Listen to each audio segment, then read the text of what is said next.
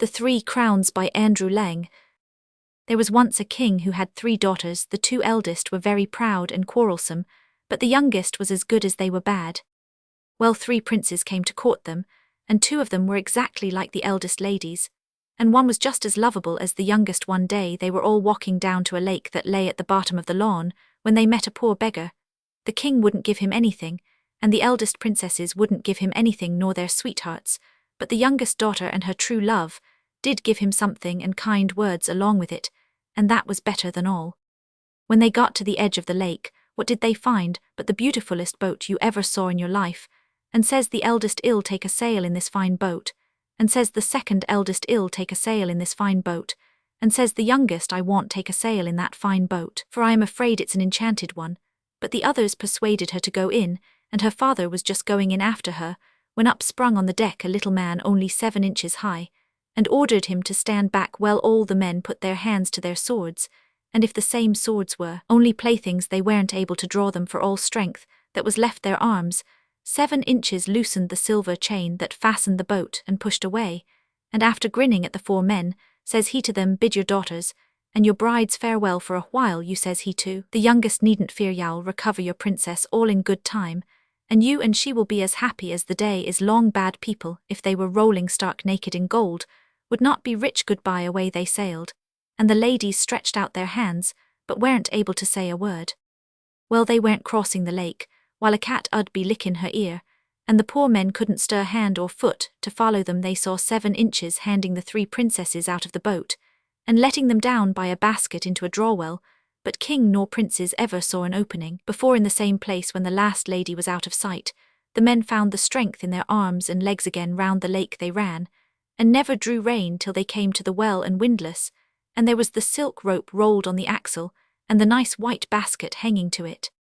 "Let me down," says the youngest prince, "I'll die or recover them again." "No," says the second daughter's sweetheart, "it is my turn first." And says the other, "I am the eldest." So they gave way to him, and in he got into the basket, and down they let him. First they lost sight of him, and then after winding off 100 perches of the silk rope it slackened, and they stopped turning. They waited 2 hours, and then they went to dinner, because there was no pull made at the rope. Guards were set till next morning, and then down went the second prince, and sure enough the youngest of all got himself let down on the 3rd day. He went down perches and perches, while it was as dark about him as if he was in a big pot with a cover on. At last he saw a glimmer far down, and in a short time he felt the ground out. He came from the big lime kiln, and lo, and behold you, there was a wood and green fields, and a castle in a lawn, and a bright sky over all its internen. "Oh, Giam," says he, "let's see what sort of people are in the castle." On he walked across fields and lawn, and no one was there to keep him out or let him into the castle, but the big hall door was wide open. He went from one fine room to another that was finer, and at last he reached the handsomest of all, with a table in the middle, and such a dinner as was laid upon it. The prince was hungry enough, but he was too mannerly to eat without being invited, so he sat by the fire, and he did not wait long till he heard steps, and in came 7 inches with the youngest sister by the hand. Well, prince and princess flew into one another's arms, and says the little man, says he, "Why aren't you eating?" "I think, sir," says the prince, "it was only good manner to wait to be asked." The other princes didn't think so, says he, "each o' them fell to without leave, and only gave me the rough words when I told them they were making more free than welcome. Well, I don't think they feel much hunger now. There they are, good marble instead of flesh and blood," says he, pointing to 2 statues, one in one corner and the other in the other corner of the room. The prince was frightened, but he was afraid to say anything, and 7 inches made him sit down to dinner between himself and his bride, and he'd be as happy as the day is long only for the sight of the stone men in the corner. Well, that day went by, and when the next came, says 7 inches to him, "Now you'll have to set out that way," pointing to the sun, "and you'll find the second princess in a giant's castle this evening, when you'll be tired and hungry, and the eldest princess tomorrow evening, and you may as well bring them here with you. You need not ask leave of their masters, and perhaps if they ever get home they'll look on poor people as if they were flesh and blood like themselves."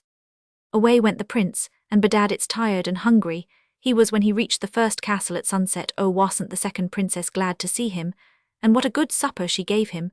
But she heard the giant at the gate, and she hid the prince in a closet. Well, when he came in he snuffed, and says he, "By the life, I smell fresh meat." "Oh," says the princess, "it's only the calf I got killed today." "Aye, aye," says he, "is supper ready?" "It is," says she. And before he rose from the table he ate 3/4 of a calf and a flask of wine. I think, says he, when all was done I smell fresh meat, still. It's sleepy you are, says she, go to bed. When will you marry me, says the giant, you're putting me off too long. St. Tib's Eve, says she, I wish I knew how far off that is, says he, and he fell asleep with his head in the dish. Next day he went out after breakfast, and she sent the prince to the castle where the eldest sister was. The same thing happened there. But when the giant was snoring the princess wakened up the prince, and they saddled 2 steeds in the stables, and rode into the field on them, but the horses' heels struck the stones outside the gate, and up got the giant and strode after them. He roared and he shouted, and the more he shouted the faster ran the horses, and just as the day was breaking he was only 20 perches behind. But the prince didn't leave the castle of 7 inches, without being provided with something good. He reined in his steed, and flung a short sharp knife over his shoulder, and up sprung a thick wood between the giant and themselves. They caught the wind that blew before them, and the wind that blew behind them did not catch them. At last they were near the castle where the other sister lived, and there she was waiting for them under a high hedge, and a fine steed under her. But the giant was now in sight, roaring like 100 lions, and the other giant was out in a moment, and the chase kept on for every 2 springs.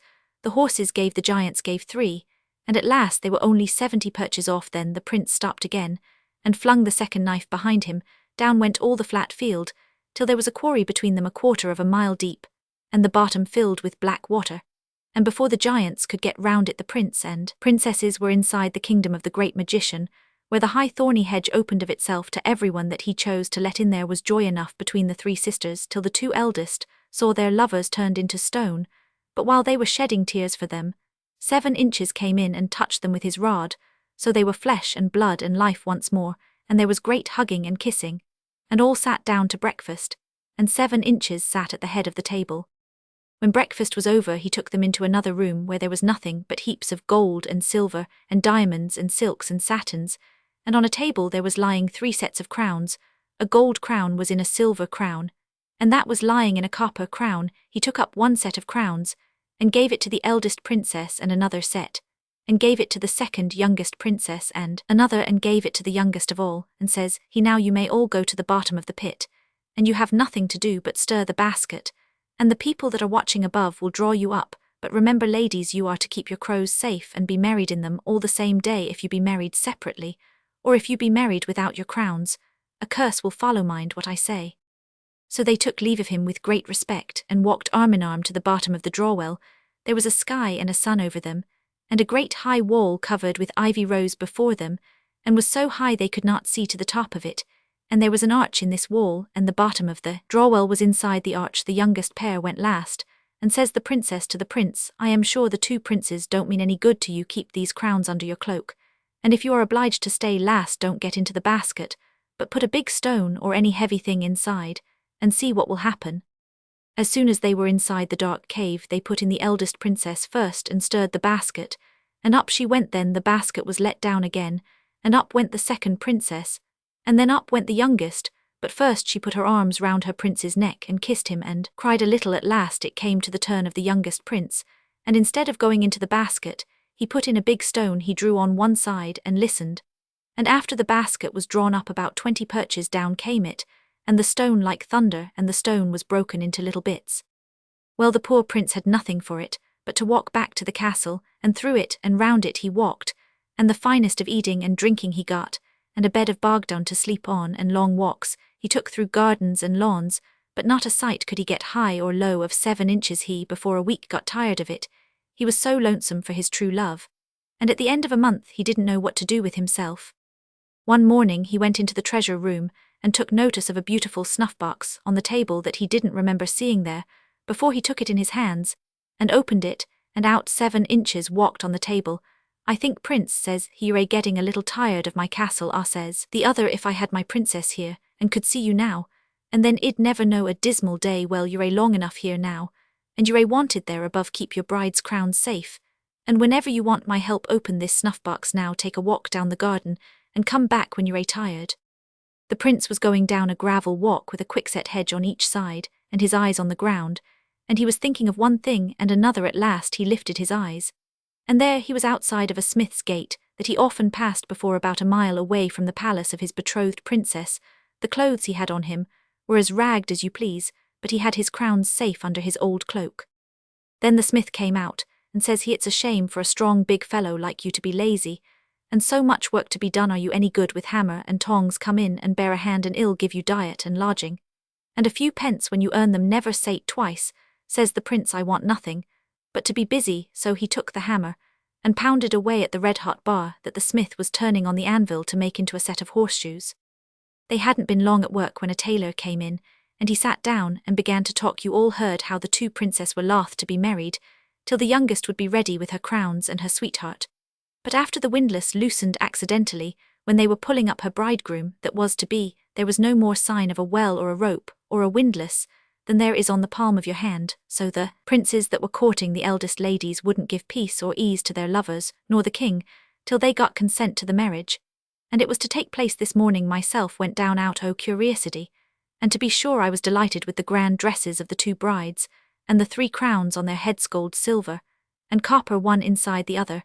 The youngest was standing by mournful enough, and all was ready.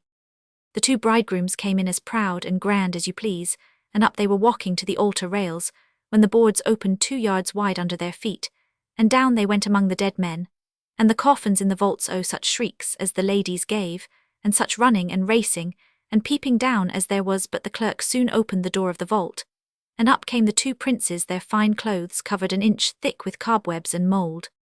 So the king said they should put off the marriage, for says he, I see there is no use in thinking of it, till the youngest gets her 3 crowns, and is married with the others. Ill give my youngest daughter for a wife to whoever brings 3 crowns to me like the others, and if he doesn't care to be married, some other one will, and ill make his fortune.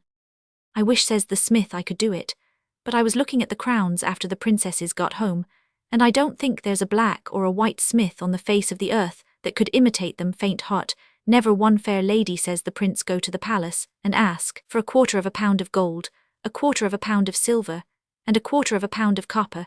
Get 1 crown for a pattern, and my head for a pledge. Ill give you out the very things that are wanted in the morning. Are you in earnest? Says the smith. Faith, I am so, says he. Go, you can't do worse than lose.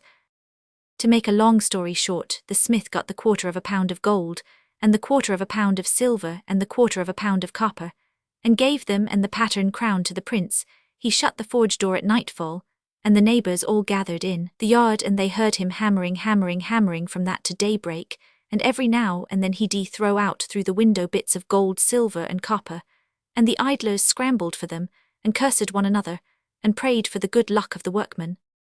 Well, just as the sun was thinking to rise, he opened the door, and brought out the 3 crowns he got from his true love, and such shouting and huzzing as there was. The smith asked him to go along with him to the palace, but he refused, so off set the smith and the whole townland with him, and wasn't the king rejoiced when he saw the crowns? Well, says he to the smith, you're a married man, what's to be done? Faith, your majesty, I didn't make them crowns at all, it was a big fellow that took service with me yesterday. Well, daughter, will you marry the fellow that made these crowns? Let me see them first, father, said she. But when she examined them, she knew them right well, and guessed it was her true love that sent them. I will marry the man that these crowns came from, says she.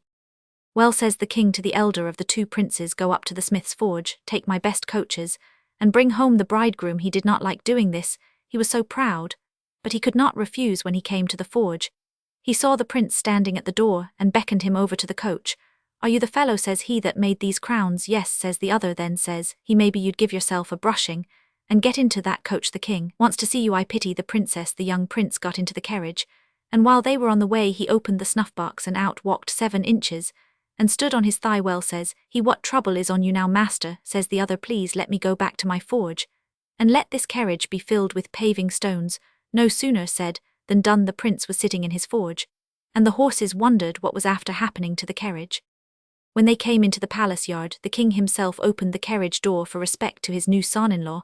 As soon as he turned the handle, a shower of small stones fell on his powdered wig and his silk coat, and down he fell under them. There was great fright and some laughter, and the king, after he wiped the blood from his forehead, looked very cross at the eldest prince. My lord, says he, I'm very sorry for this accident, but I am not to blame. I saw the young smith get into the carriage, and we never stopped a minute, since it's uncivil you were to him. Go, says he to the other prince, and bring the young smith here, and be polite. Never fear, says he. But there's some people that couldn't be good-natured if they tried, and not a bit civiler was the new messenger than the old. And when the king opened the carriage door a second time, its shower of mud that came down on him There's no use, says he, going on this way. The fox never got a better messenger than himself. So he changed his clothes and washed himself, and out he set to the prince's forge, and asked him to sit along with himself. The prince begged to be allowed to sit in the other carriage, and when they were halfway he opened his snuff-box. Master, says he, id wish to be dressed now according to my rank. You shall be that, says 7 inches, and now ill bid you farewell, continue as good and kind, as you always were, love your wife. And that's all the advice ill give you. So 7 inches vanished, and when the carriage door was opened in the yard, out walks the prince as fine as hands could make him, and the first thing he did was to run over to his bride and embrace her. Every one was full of joy, but the 2 other princes there was not much delay about the marriages, and they were all celebrated on the one day. Soon after the 2 elder couples went to their own courts, but the youngest pair stayed with the old king, and they were as happy as the happiest married couple you ever heard of in a story. From West Highland Tales.